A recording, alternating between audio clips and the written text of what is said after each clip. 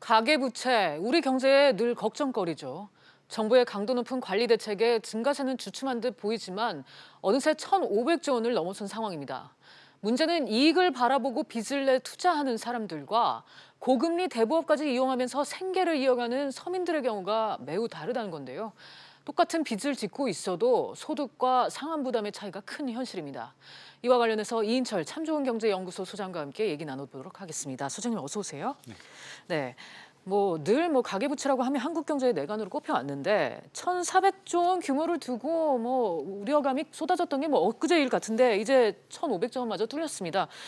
어떤 의미로 해석을 해야 될까요? 3분기 기준, 9월 말 기준 1,514조 원이에요. 네. 우리나라 전체 가구 수를 약 한 2천만 가구라고 본다면 가구당 평균 8천만 원의 빚을 지고 있는 셈입니다. 네.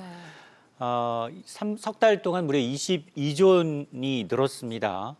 자, 이게 과연 우리 경제 규모 대비 어느 정도이냐? 이 국제결제은행의 이제 이 가계부채 비율을 보게 되면 43개 주요국 가운데 우리나라가 7위입니다. 그러니까 총량도, 네. 총량으로도 약간 경고수에 다다랐다. 그리고 정부가 그나마 계속해서 지난해부터 가계부채 억제 정책으로 인해서 금융권 대출을 제한하고 있지 않습니까? 네. 그러다 보니까 이제 증가 속도는 다소 낮아진 건 사실입니다.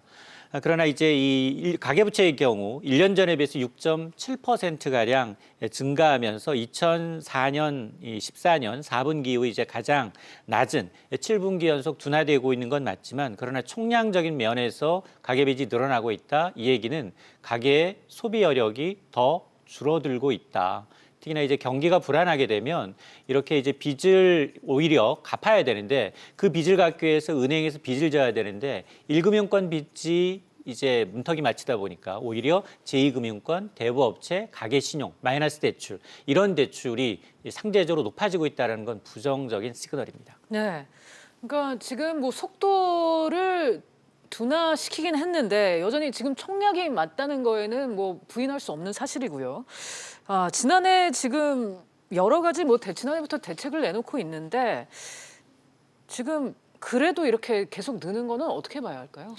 일단 그 정부가 이제 총부채 상환 비율, 총체적 부채 상환 비율 DSR을 이제 본격적으로 이제 가동하겠다라고 하니까 3분기 하면은 주로 이제 7월, 8월, 9월입니다. 그러니까 그 이전에 주택 대출에 관련된 대출을 미리 받으려는 수요가 물론 있었고요. 여기에다가 신용 대출을 통해서 이제 그만큼 주택담보대출 미흡분을 일부 이제 신용대출로 한 부분 그리고 이제 영세 자영업자들 이제 부동산 관련해서도 부동산 임대업 관련해서도 계속해서 대출을 제한하다 보니까 이런 이제 부작용이 풍선 효과가 나타나고 있습니다.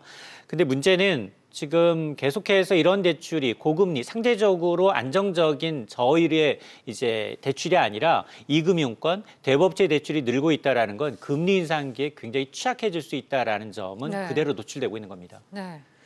지금 앞서서 저희 기자도 보도를 했는데 지금 가계부채와 함께 지금 우려되는 게 바로 소득 양극화입니다. 지금 사회 경제 발전에 있어서 걸림돌이 된다 이런 얘기한 지는 오래된 것 같고요. 오늘 통계청에서 이제 3분기에 가계 동향 조사가 나왔는데 역시나 양극화 상황이 그대로였죠. 보도 제한 시점이 12시였습니다. 네. 사실 저도 데이터를 보지 못하고 들어왔거든요. 그래서 통계청장이 교체된 만큼 약간의 통계 마사지가 있지 않겠느냐. 그런 우려도 조금은 있었습니다. 격차가 예. 좀 줄어들지 않겠느냐라는 네. 예상을 깼습니다. 그만큼 현 정부가 공을 들이고 있는 이 소득주도 성장 정책에 대한 근본 틀을 깨지 않겠다라는 의지는 보여주고 있지만 실질적으로 나타나고 있는 실물 지표들은 이를 전부 다 부인하고 있습니다. 소득 하위 1분위의 평균 소득이 130만 원에 불과하고요. 7% 오히려 1년 전에 비해서 줄었고요. 소득 상위 20%에 해당하는 5분위의 경우는 973만 원. 오히려 8.8% 늘었습니다. 사업소득이 늘고 있고 근로소득이 동시에 늘고 있는 부자들. 그러나 사업소득과 근로소득이 동시에 줄고 있는 이 소득 하위 계층들, 정부가 아무리 이제 이 최저임금을 통한 이 소득 선순위, 이 아래로부터 위로의 이제 이 소득주도 성장을 하고 있습니다만 아직까지 1년이 넘었지만 그걸 체감하기는 좀 어려워졌다.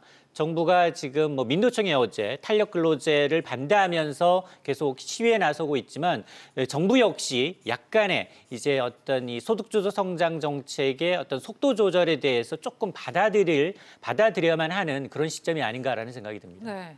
사실 어제 문재인 대통령도 포용적 성장에 대해서 다시 한번 강조를 하고 나왔고요. 이 대체적으로 지금 정부가 이 소득주도 성장을 포기하지 않고 있습니다. 사실 그 성과가 이렇게 나오지 않는 거에 대해서 바라보는 우리도 진짜 답답한데 이유가 뭘까요? 일단 일기 경제팀이 교체가 됐죠. 네. 이 장하상 실장은 연말 정도면 좀 체감할 수 있다라고 했는데 내년 상반기로 말을 바꿨죠. 네. 그러면서 일기 내각이 이제 교체가 되고 이기 경제팀이 들어섰습니다.